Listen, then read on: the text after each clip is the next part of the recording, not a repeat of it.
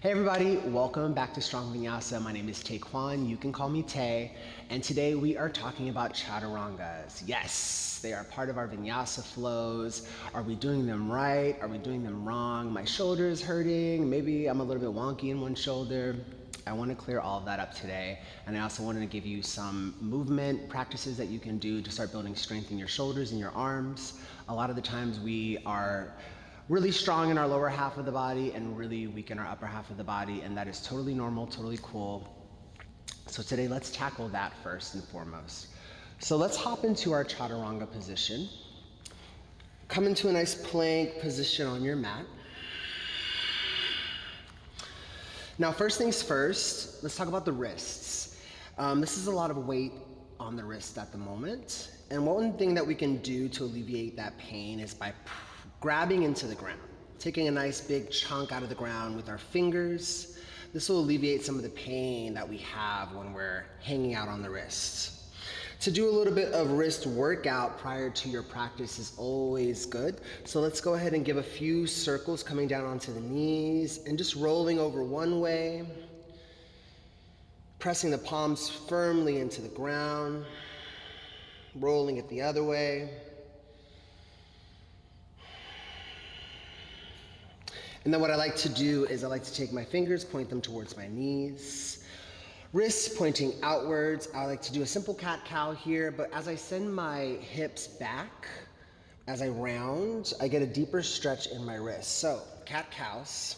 Inhale, open up, arch the back, chin high to the sky.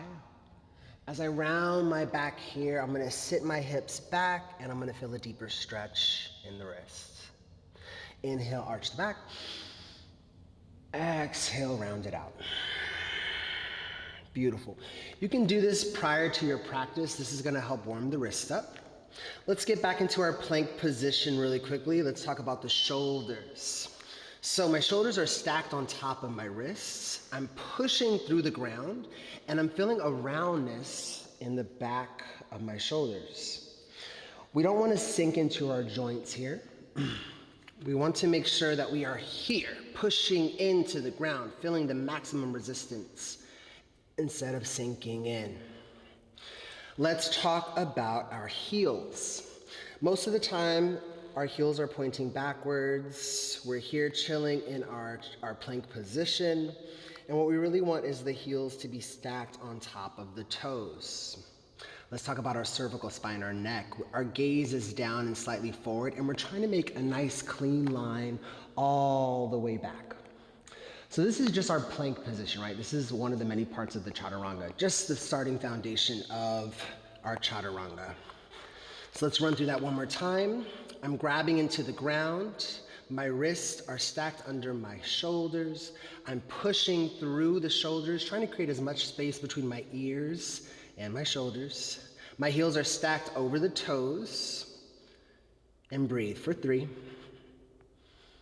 for 2, on 1. Come on down, release the knees. Let's go ahead and hop into the next part of the Chaturanga, where we come down. Now this is where I feel like it takes the most strength because you have to have a little bit of resistance from the ground. You're sitting about halfway. So let's go ahead and hop back into our plank position.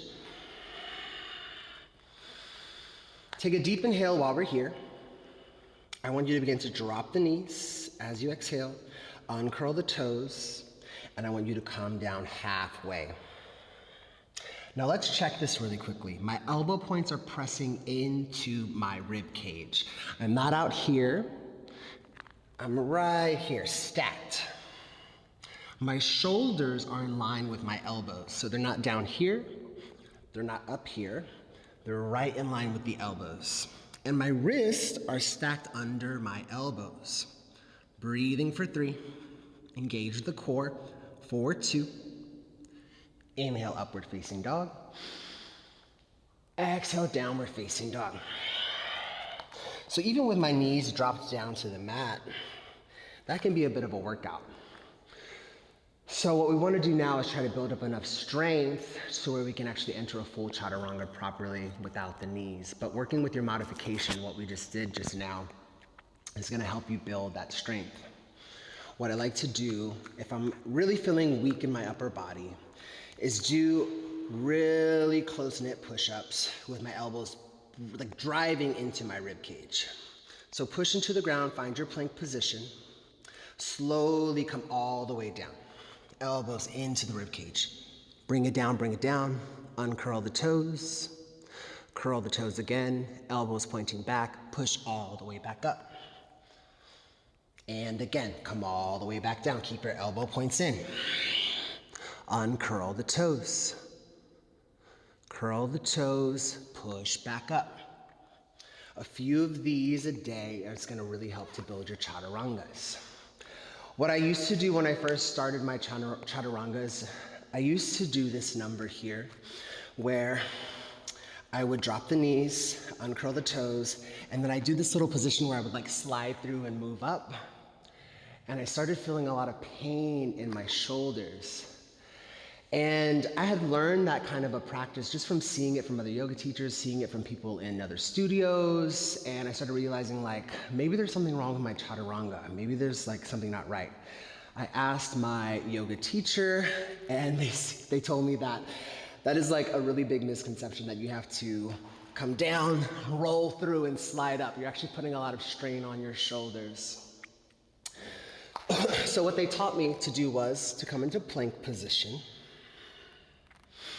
Right, my wrists are stacked under my shoulders. You shift your body weight forward onto the tippy toes. That way when you come down, your elbows are stacked on top of the wrists. Your shoulders become in line with your elbows.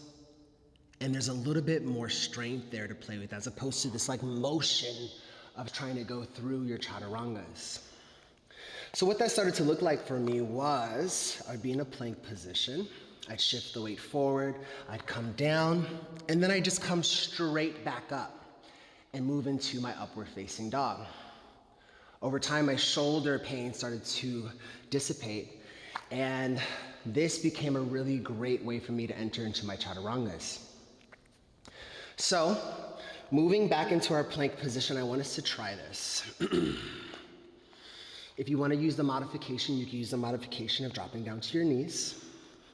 Otherwise, let's go ahead and try this in its full capacity. Press your palms firmly into the mat, plank position. Shift the weight forward, past the wrist onto the tippy toes. Slowly make your way down. Elbow points are pressed into the rib cage, and then begin to lift up, upward facing dog. Chaturangas burn, they build strength, they're not easy, but over time they do become a lot easier to deal with.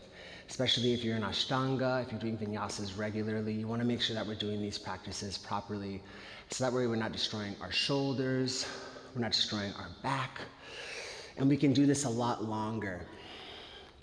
So let's run through everything that we learned today really quickly. From our warm-ups, come on down to your knees. You're going to be giving a few circles over the wrists.